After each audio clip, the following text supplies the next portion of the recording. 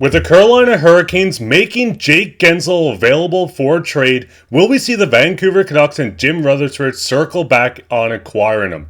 We'll get into this later on this episode. Before I start, I just want to say to the 86.1% of you guys that aren't subscribed, if you're enjoying this content and you never want to miss another episode, make sure to go down and hit that subscribe button. It's completely free, and we'll be here all off season into next season giving you updates from all around the Canucks. Well, now let's hop straight into the first topic today, which is Hurricanes make Jake Guentzel available. Now, during the 32 Thoughts podcast, we've seen Elliotte Friedman just speaking on this, and he says, I believe Carolina has let everyone know if they want to trade for his rights and have a chance to sign him before free agency, it's possible for a mid-round pick. I'm sure there's a ton of interest. You just got to think you're going to get him signed to a long-term deal.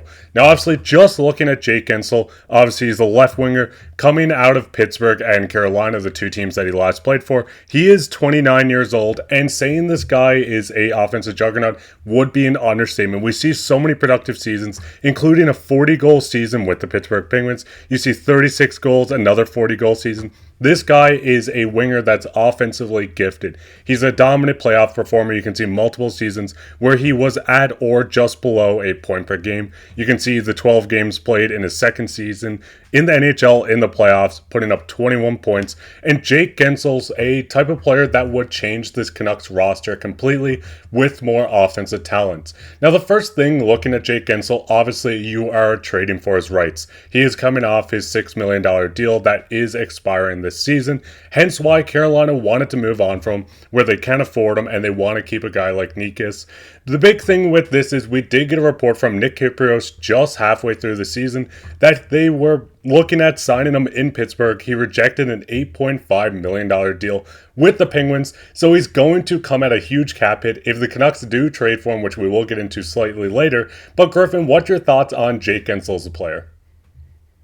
I think he's a great player. I think he would be a very valuable addition to this Vancouver team where we see them having a lot of potential holes in roster spots, especially with some big pieces potentially leaving. So he would be very, very valuable to the team as far as having a nice winger, another nice winger on there to go with Connor Garland, Dakota Joshua, if they can keep him around as well. So he does show a lot of production, and production is what Vancouver needs at all positions. Not that they don't have production. They do have depth. JT Miller, Quinn Hughes, Elias Pettersson, and everyone else, and Brock Boeser as well. They all had career seasons this year, but it's nicer to have everyone have a career season just like Connor Garland had, Dakota Joshua as well. So we've seen this Vancouver team produce career seasons for players. So it's very appealing for Jake Guentzel to want to go there. It will be expensive to bring him here, but if he can come here, I think he's got a very big shot at being very productive and potentially having another career year like we saw him have in Pittsburgh, where he's having over 40 goals, and he could average over a point a game. And that's something that they would need throughout the season to have that sustained with that momentum and carry it on into the playoffs, because we saw in the playoffs where the big guys didn't necessarily show up except for a few of them. And if you add Guentzel to that, that's just another piece where you can have playoff consistency, which is what they desperately need. Yeah, because the big thing is we know the Canucks want to put some guys next to PD, next to JT Miller, the centers that they have in their top six. So a guy coming off 17 games with Carolina, 8 goals, 17 assists for 25 points. Before being traded there, obviously, his 50 games played with the Penguins, 22 goals, 30 assists for 52 points. He's having an over point per game season at age 29. He doesn't look like he's going to slow down. And the biggest thing to look at this, when you're looking at his contract, if you look at the top left, it says signed by Jim Rutherford. This is a guy that signed him. He was a part of the Pittsburgh organization when Guentzel was there as well. So he knows Trader Jim. Jim knows him well. And another piece to this as well is the fact that Rick Tocchet was an assistant coach on this team with Jake Guentzel as well. So two familiar faces might go out to bat with Patrik Allvin to say, hey, we want this guy. We know this guy. We know how he can produce. And it really gets into the second topic, which is, will the Canucks circle back? So obviously during trade deadline, we had a report from Pierre LeBrun. This was from March 4th, 2024. He said the sense of the Penguins after the road trip is very clear that they're going to trade him before the deadline. There's clubs that are super interested in hearing the 6+ legitimate suitors for Guentzel, Vegas and Vancouver among them. So obviously this is showing that Vancouver at one point this season wanted to bring Jake Guentzel in. So with his name, his rights all becoming available, will we see them swing back? The biggest thing with looking at this is the fact they have so many players to sign, and I'm sure people are sick of looking at this. They're still stressed out about it. But the biggest thing to look at with bringing in a guy like Jake Guentzel is the fact you're going to lose some players. Obviously, there were rumors that there's Lindholm offers at 7x7. Obviously, Zadorov is a guy that everyone wants signed and has apparently shut down multiple offers from the Canucks throughout the season. So you're going to lose a couple pieces, and I think this would be a fail-safe plan if Lindholm cannot be brought back. And just, Griffin, what's your thoughts on maybe if you strike out on a guy like Lindholm, you go out and get Jake Guentzel? I think it would be a good yet expensive move. I think the news yesterday was Nikita Zadorov potentially taking a bit of a discount to stay in Vancouver versus other teams where he would go for top dollar. I think that might be a little reassuring in trying to bring a guy like Guentzel to Vancouver should they not be able to get Lindholm. Lindholm seems to be having a high asking price like Guentzel as well. And like you said too, we don't like to see all those red labels on there with the Canucks roster. It's very stress inducing. So I think if you bring a guy like Guentzel, they might lose a few of those red pieces. However, it might bring a little less stress when you see his production at putting up a point a game and how he was able to show a lot of production in a short amount of time with Carolina. I think that shows that he definitely, like you said, he's not showing signs of slowing down. He's still making an impact in a short amount of time when he can. So if they can bring him here to bring in a nice replacement for Lindholm, I think, like I said, it'll be pricey, but they will be able to have a nice bit of production there for him. And with the other ones too, with Zadorov, I think with Zadorov taking a bit of a pay cut, might be able to keep him. But Dakota Joshua would be great for him as well too. Yeah, because the big thing is obviously bringing in Guentzel is going to cost a lot more than Lindholm. With Kyprios reporting that he shot down the $8.5 million with Pittsburgh, there's also reports that a team like Chicago are in on Jake Guentzel as well. That's a team that has almost unlimited cap. I believe it's $30 million heading in. So these teams can offer a lot, but Jake Guentzel wants to be a part of a team that can produce now, that can win now, and have a window open for the rest of his career. And the Canucks are the perfect spot.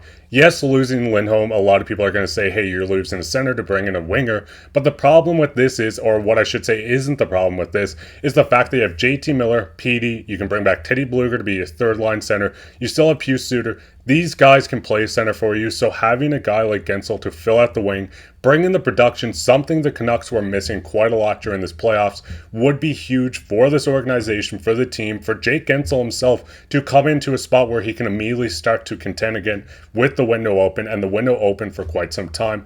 Now, obviously, with the report, it would be a mid-round pick to bring in a guy like Jake Guentzel. The Canucks do have a third and fourth round pick, so maybe moving on from this third or the fourth round pick just to get his rights to try to work this out. Obviously, the window on a guy like Lindholm would have to be shut down first.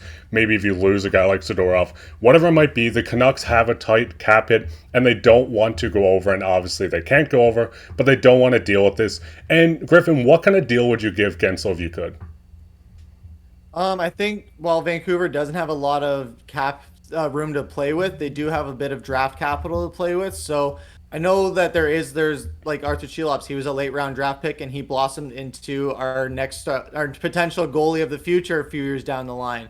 But with this player like Guentzel, I think it might be worth giving up a few draft picks to get him, and maybe like purging a little bit on the finances. Again, it will be expensive to bring him here, but if you're able to bring him here for a decent deal and some draft picks, I don't think it's too bad of a move. Like you said, the window is open. You don't want to wait till the window is closing or till it's fully closed to bring him here. You want to strike while the iron's hot, and while every one of our core players are rolling, you want to bring in a guy who is very productive to contribute to that train just rolling. And like we've said all this the last season, and when Rick Tocchet said it, we don't want a train of passengers. And I think Jake Guentzel is another key towards getting there. So I think maybe one earlier draft pick and a late round draft pick maybe, and what he's asking for could work. I don't know for sure. That would be a very tough one to make work.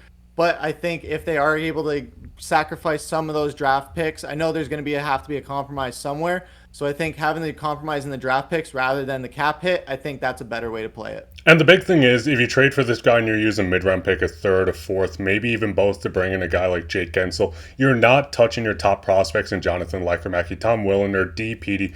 Arshdeep Bains, none of these guys would be moved in the deal, so you still keep your future. You keep your guys that you know who you already have and not taking a swing on a draft pick with the third round pick. So it's going to be quite interesting. What your guys' thoughts on this? Would you bring a Jake Guentzel and pay him 9.5 over a 7-year span? Would you rather go after a guy like Tyler Toffoli in free agency and give him $4 or $5 million? Let us know down in the comments. But speaking of comments, we'll get everyone's favorite topic, which is comments of the day.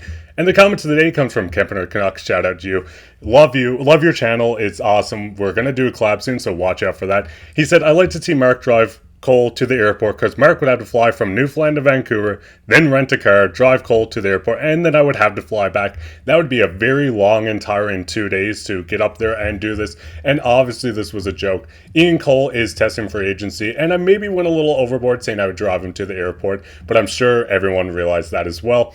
But with that, if you enjoyed this episode, make sure to go down and leave a comment. You could be on the next episode as comments of the day. While you're down there, leave a like, share this with your friends. Make sure to go down and subscribe. We're trying to hit 3,000 before the draft. But with that, I've been your host, Mark, with my co-host, Griffin. Take care.